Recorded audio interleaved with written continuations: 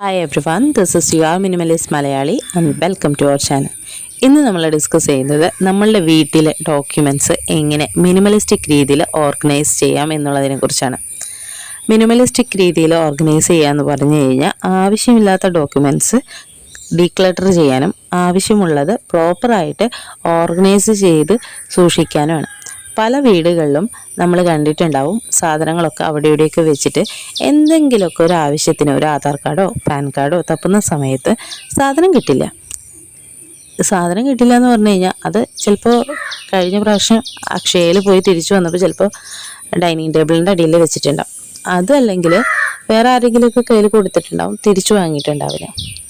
അതേസമയം നമ്മൾ ഇതെല്ലാം പ്രോപ്പറായിട്ട് ഓർഗനൈസ് ചെയ്ത് വെക്കുകയാണെങ്കിൽ നമുക്കൊരു സാധനം നഷ്ടപ്പെട്ട് കഴിഞ്ഞാൽ അത് നഷ്ടപ്പെട്ട സ്ഥലം അറിയാൻ പറ്റും. അതും അല്ലെങ്കിൽ നമ്മളുടെ കയ്യിൽ നിന്ന് അത് മിസ്സായിട്ടുണ്ടെന്ന് അറിയാനും പറ്റും.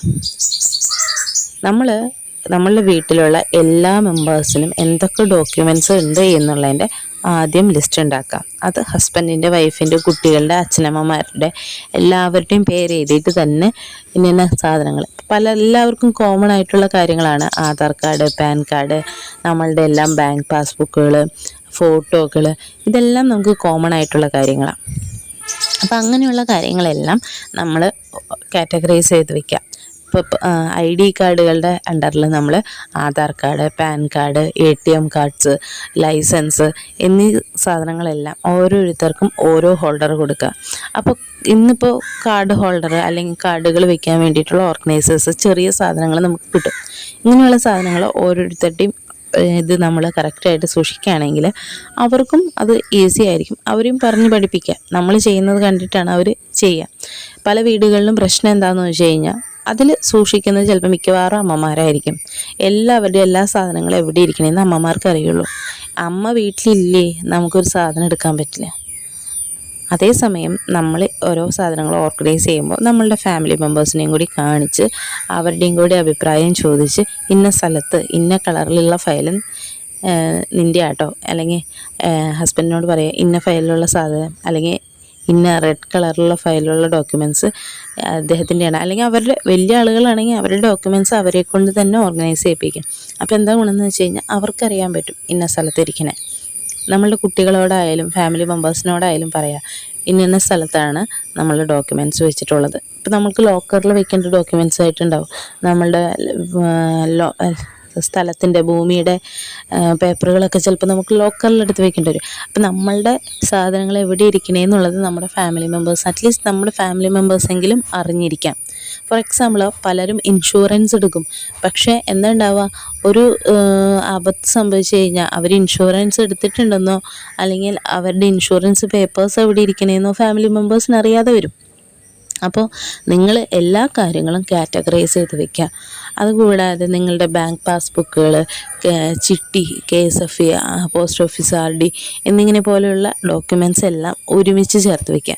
അപ്പോൾ എന്താ ഗുണം എന്ന് വെച്ച് കഴിഞ്ഞാൽ നിങ്ങൾ ആ ഫയൽ കാണുമ്പോൾ തന്നെ ഇന്ന ഡേറ്റിൽ KSF അടയ്ക്കണം, ഇന്ന ഡേറ്റിൽ RD അടയ്ക്കണം, ഇന്ന ഡേറ്റിൽ TDയുടെ പലിശ വരും എന്ന കാര്യങ്ങൾ നമുക്ക് ആ ഫയൽ കാണുമ്പോൾ തന്നെ ഓർമ്മ വരും. അപ്പം നമ്മളുടെ കാര്യങ്ങളൊക്കെ പ്രോപ്പറായിട്ട് ഓർഗനൈസ് ചെയ്ത് പോകും.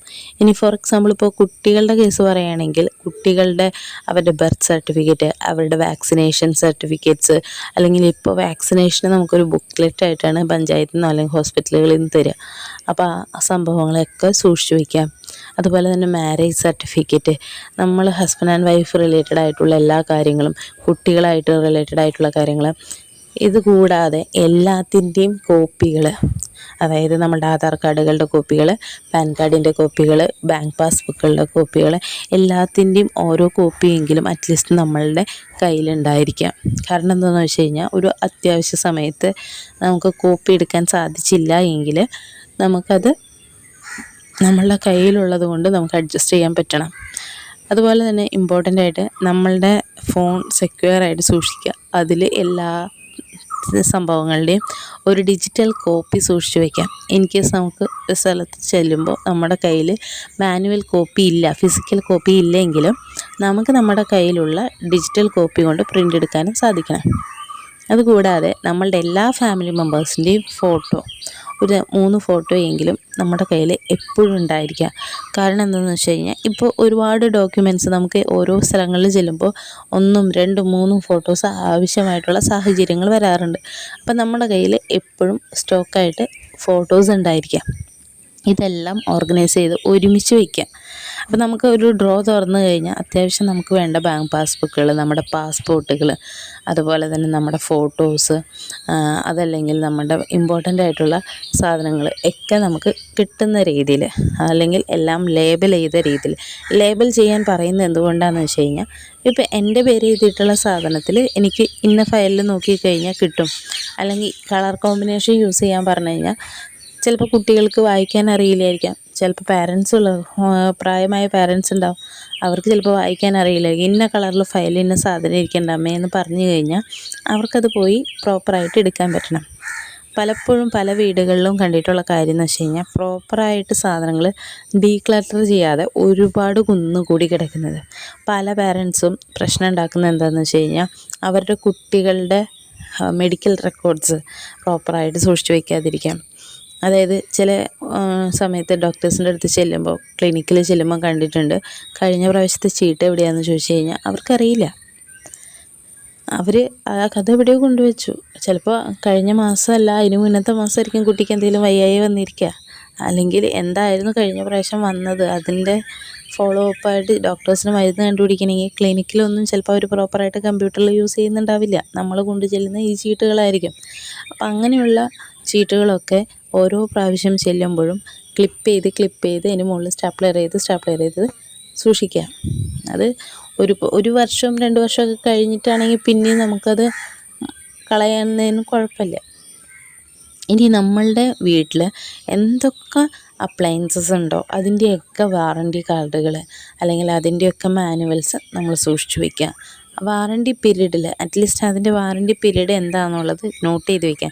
അപ്പോൾ വാറണ്ടി കാർഡോ അല്ലെങ്കിൽ മാനുവലോ അതിൻ്റെ മുകളിൽ ഇന്ന ഡേറ്റ് മുതൽ ഇന്ന ഡേറ്റ് വരെ ഇതിന് വാറണ്ടി ഉണ്ട് എന്നുള്ളത് നമ്മൾ സൂക്ഷിച്ച് വയ്ക്കുമ്പോൾ എന്താ ഗുണം എന്ന് വെച്ച് കഴിഞ്ഞാൽ നമുക്ക് അതറിയാം. ഇന്ന സമയം വരെ ഇതിൻ്റെ സർവീസസ് ഫ്രീ ആണ്, അല്ലെങ്കിൽ ഇന്ന സമയം വരെ ഇതിൻ്റെ ഡോക്യുമെൻറ്റ്സ് സൂക്ഷിച്ച് വയ്ക്കണം എന്നുള്ളത് നമ്മളുടെ മനസ്സിലുണ്ടായിരിക്കാം. അപ്പോൾ ഈ ടിപ്സ് ആൻഡ് ട്രിക്സ് നിങ്ങൾക്ക് ഉപകാരപ്പെട്ടു എന്ന് ഞാൻ വിശ്വസിക്കുന്നു. നിങ്ങളുടെ ഡോക്യുമെൻറ്റ്സ് സൂക്ഷിക്കാൻ എന്തൊക്കെ രീതികൾ ഉപയോഗിക്കുന്നുണ്ട് എന്നുള്ളത് താഴെ കമൻറ്റ് ചെയ്യുക. ഇനിയും എന്തെങ്കിലും സജഷൻസ് ഉണ്ടെങ്കിൽ അതും കമൻറ്റ് ചെയ്യുക. Thank you for watching.